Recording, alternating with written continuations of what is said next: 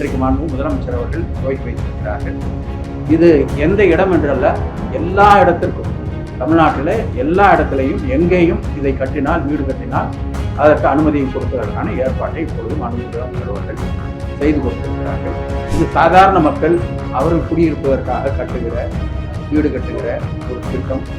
எனவே சாதாரண மக்கள் பயன்படுகிற வகையில் சுயசான்று அடிப்படையில் காலதாமதம் இல்லாமல் அவர்கள் மனு போட்ட உடனேயே அவர்களுக்கு அனுமதி கிடைக்க வேண்டும் என்ற ஒரு திட்டத்தை எங்களுக்கு சொல்லி, அது அவங்க பக்கத்தில் ஏதாச்சும் தவறு இருக்கிறதா என்ன என்பதை பார்த்து அவர்களை கைடு பண்ணணும். நீங்கள் எங்களுக்கு சரியாக அப்ளிகேஷன் கொடுக்கல அப்படின்னு சொல்லிட்டு இருக்கக்கூடாது, நீங்கள் அவர்களை வழிநடத்த வேண்டும் என்று எங்களுக்கு இப்பொழுது ஆலோசனை சொல்லி, ஏற்கனவே இப்படி பல கட்டிடங்கள் தவறாக கட்டப்பட்டு இன்னைக்கு அவங்க சிரமப்பட்டு, இது நீதிமன்றத்துடைய பல உத்தரவுகள், உச்சநீதிமன்றத்துடைய உத்தரவு இதெல்லாம் இருக்கிறதுனால பல பிரச்சனைகள் இருக்கிறது. அந்த விதிமுறைகளுக்கு உட்பட்டு அவர்கள் அதை அவர்களுக்கு செய்து கொடுக்க வேண்டும். ஆனால் அதற்காக காலதாமதமும் டிலேவோ ஆகாது. அவர்கள் அனுமதிக்காக கொடுத்து விட்டு அவர்கள் பாட்டுக்கு வேலையாகும். 103 வீடு வாடகைக்கு வரணும்னு சொல்லி அதில் ஒரு 50 வீட்டுக்கு மேலே வாடகைக்கு போயாச்சு. மற்றதெல்லாம் கொஞ்சம் கேட்டுக்கிட்டு இருக்காங்க. அவங்க அப்ளிகேஷன் அதுக்கு சில வழிமுறைகள் இருக்குது. அந்த வழிமுறைப்படி அவங்களுக்கு வாடகை கொடுக்குறது பண்ணிட்டு இருக்கோம்.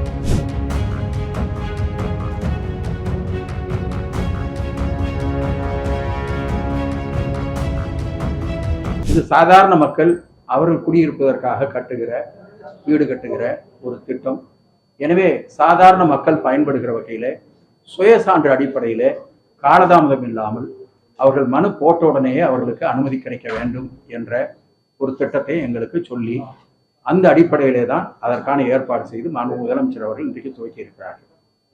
அது மட்டுமல்ல, அவர்கள் மனுவை போட்டுவிட்டு வீடுவை கட்ட துவங்கி விடலாம். ஒன்றே ஒன்று, அவர்களுக்கும் பொறியாளர்கள், என்ஜினியர்ஸ் இருந்துதான் அவர்களையும் வழிநடத்துகிறார்கள். எனவே அவர்கள் எல்லாம் விதிமுறைப்படி இருக்கிறதா, அந்த டாக்குமெண்ட் எல்லாம் சரியாக இருக்கிறதா என்பதை அவர்களே பார்த்து கொள்ள வேண்டும் என்பதுதான் இப்பொழுது இதில் இருக்கிற திட்டம். இன்றைக்கு மாண்பு முதலமைச்சர் அவர்கள் துவக்கி வைத்திருக்கிறார்கள். இது எந்த இடம் என்றல்ல, எல்லா இடத்திற்கும் தமிழ்நாட்டில் எல்லா இடத்திலையும் எங்கேயும் இதை கட்டினால், வீடு கட்டினால் அதற்கு அனுமதியை கொடுப்பதற்கான ஏற்பாட்டை இப்பொழுது மாண்பு முதலமைச்சர் அவர்கள் செய்து கொடுத்திருக்கிறார்கள். இது பொதுமக்களிடத்திலே மிகப்பெரிய ஒரு வரவேற்பை பெற்றிருக்கிறது. இப்பொழுதே கூட முதலமைச்சர் அவர்கள் சொன்னது, இந்த ஒரு வார காலத்திற்குள், இந்த 5 நாள் நமக்கு ஒர்க்கிங் டே இருக்குது, இந்த 5 நாளைக்குள்ள என்ன அப்ளிகேஷன் வந்தது, என்ன டிஸ்போஸ் ஆகிருக்கு என்னங்கிறத செக் பண்ணுங்க. அதுக்கு பின்னாடி மாதம் நீங்கள் எவ்வளவு மனுக்கள் வந்தது, எவ்வளவு டிஸ்போஸ் ஆகிருக்கு, அதில் ஏதாவது ஆகாமல் இருந்தால், டிஸ்போஸ் ஆகாமல் இருந்தால் அது என்ன காரணம், அது அவங்க பக்கத்தில் ஏதாச்சும் தவறு இருக்கிறதா என்ன என்பதை பார்த்து அவர்களை கைடு பண்ணணும். நீங்கள் எங்களுக்கு சரியாக அப்ளிகேஷன் கொடுக்கல அப்படின்னு சொல்லிட்டு இருக்கக்கூடாது, நீங்கள் அவர்களை வழிநடத்த வேண்டும் என்று எங்களுக்கு இப்பொழுது ஆலோசனை சொல்லியிருக்கிறார்கள். அந்த வகையிலே இன்றைக்கு அது துவக்கப்பட்டிருக்கிறது. ஆன்லைன் அப்ளிகேஷன் இருந்தாலும் லோக்கல் ஈஓ போய் இன்ஸ்ட்ரக்ஷன் பண்ணுவாங்க, கொடுத்துருக்க அளவு சரிதானா அப்படின்னு பண்ணுவாங்க. அந்த மாதிரி இன்ஸ்ட்ரக்ஷன் இருக்கா, இல்லை இன்ஸ்ட்ரக்ஷனே கிடையாது? இல்லை, அந்த மாதிரி இன்ஸ்பெக்ஷன் இல்லை, அந்த மாதிரி இன்ஸ்பெக்ஷன்லாம் தேவையில்லை. இது அங்கே அவங்களுக்கே இன்ஜினியர்ஸ் இருக்காங்க.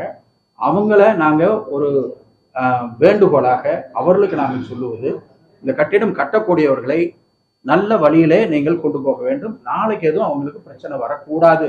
ஏன்னா இதெல்லாம் ஏற்கனவே இப்படி பல கட்டிடங்கள் தவறாக கட்டப்பட்டு இன்னைக்கு அவங்க சிரமப்பட்டு இருக்காங்க. இது நீதிமன்றத்துடைய பல உத்தரவுகள், உச்சநீதிமன்றத்துடைய உத்தரவுகள் இதெல்லாம் இருக்கிறதுனால பல பிரச்சனைகள் இருக்கிறது. எனவே நாங்கள் ஏற்கனவே என்ஜினியர்ஸ் அசோசியேஷனோட பேசியிருக்கோம், ஆர்கிடெக்ட் அவங்களோட பேசியிருக்கோம். இவங்க எல்லாரும் அவங்களை கைட் பண்ணணும். அந்த விதிமுறைகளுக்கு உட்பட்டு அவர்கள் அதை அவர்களுக்கு செய்து கொடுத்து விட வேண்டும். ஆனால் அதற்காக காலதாமதமோ டிலேவோ ஆகாது. அவர்கள் அனுமதிக்காக கொடுத்து விட்டு அவர்கள் பாட்டுக்கு வேலையை ஆரம்பிக்கணும். அந்த அதிகாரிகளுக்கு நீங்க ஆணையராகட்டும், ஈஓ ஆகட்டும், அவங்களுக்கு உடனடியாக பண்ணணும். இதெல்லாம் ஆன்லைன்ல அவங்க போட்டாங்கன்னா ஆட்டோமேட்டிக்கா நடக்கிற விஷயம். நாங்க இப்ப என்ன சொல்றோம்னா, அந்த கட்டிடம் கட்டக்கூடிய அந்த பயனாளி இதுக்காக வெயிட் பண்ண வேண்டாம், நீ பாட்டு வேலையை ஆரம்பிங்க சொல்றோம். இல்ல, அது விதிமுறைப்படி இருக்க வேண்டும். அது ஆய்வு வருகிற பொழுது யாராச்சும் ஒரு பிரச்சனை வந்ததுனாக்க அது ஆய்வு போக வேண்டிய அவசியம் வரும். அன்னைக்கு அந்த விதிமுறையை மீறி இருக்கக்கூடாது. இது ஒரே ஒரு இது என்னன்னா, ஒரு மனு போடும் பொழுது காலதாமதம் இல்லாமல் வேற ஒன்றும் அவங்களுக்கு வந்து சிரமம் இல்லாமல் உடனடியாக அனுமதி கொடுக்க வேண்டும். ஆனால் அவர்கள் சுய சான்று, இந்த இடம் என்னதுதான், நான் இந்த விதிமுறைகளுக்குள்ள தான் கட்டுறேன், இந்த விதிமுறைகள் எல்லா இன்ஜினியர்ஸுக்கும் தெரியும், எனவே இதுக்குள்ள தான் கட்டுறேன் அப்படின்னு அவங்க சுய சான்று கொடுத்துருச்சுன்னா நாம அந்த பர்மிஷனை கொடுத்துறோம். அது பர்மிஷன் வர்றதுக்கு டிலே ஆனா கூட அவங்க வெயிட் பண்ண வேண்டாம், பில்டிங்கை அவங்க கட்ட ஆரம்பிச்சிடலாம். இல்ல, ஃபியூச்சர்ல கண்டுபிடிச்சதுன்னா விதிமுறைகள் என்ன இப்பொழுது சொல்லுதோ அந்த விதிமுறை அவங்களுக்கு அப்ளை ஆகும்.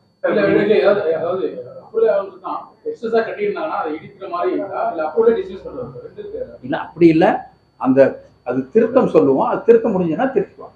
அதாவது ஸ்கொயர் ஃபீட்டுக்கு மட்டும்தான் ஃப்ரீ இல்லையா? பஞ்சாயத்து போர்டா இருந்தாலும் சரி, டவுன் பிளானிங்கா இருந்தாலும் சரி, ஸ்கொயர் ஃபீட்டுக்கு ரேட் மட்டும் தான் ஃப்ரீ இருக்கும். 3000 ஸ்கொயர் ஃபீட்டுக்கு கிடைக்கும்.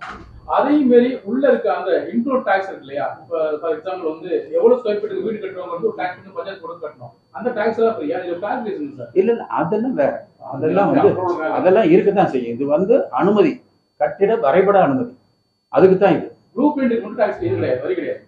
அது கூட வந்து வரி இருக்கா இல்லையாங்கிறத நம்ம அது பார்க்கணும்.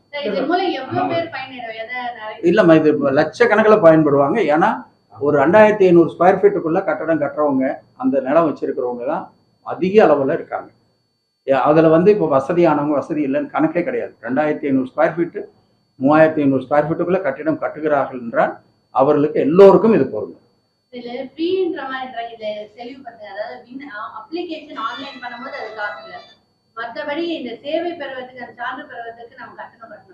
இல்ல, அந்த கட்டணம்ங்கிறது அது வந்து ரொட்டீனா இருக்கும்.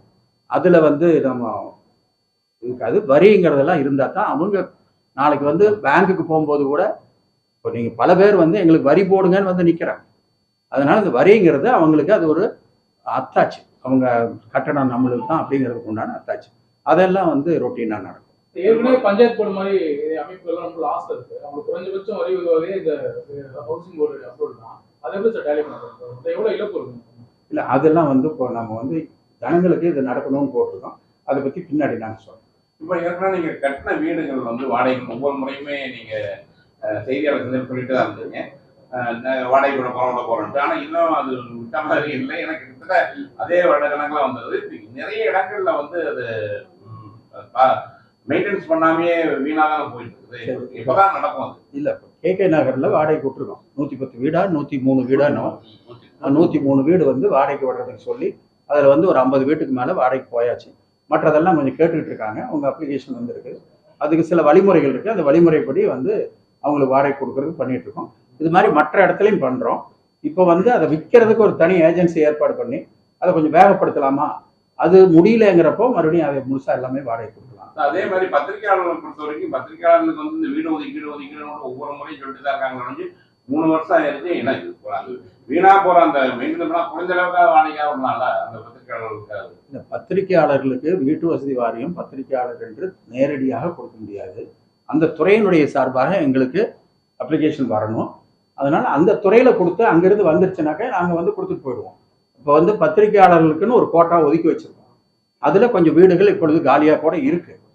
அவங்க வந்து அந்த துறையினுடைய சார்பாக எங்களுக்கு வந்துருச்சுனாக்க, ரெக்கமெண்டேஷன் வந்துருச்சுன்னா அது கொடுத்துருவோம். இதுபோன்ற செய்திகளை மேலும் தெரிந்து கொள்ள எங்களது யூடியூப், Facebook மற்றும் Twitter ஆப்களை சப்ஸ்கிரைப் செய்யவும்.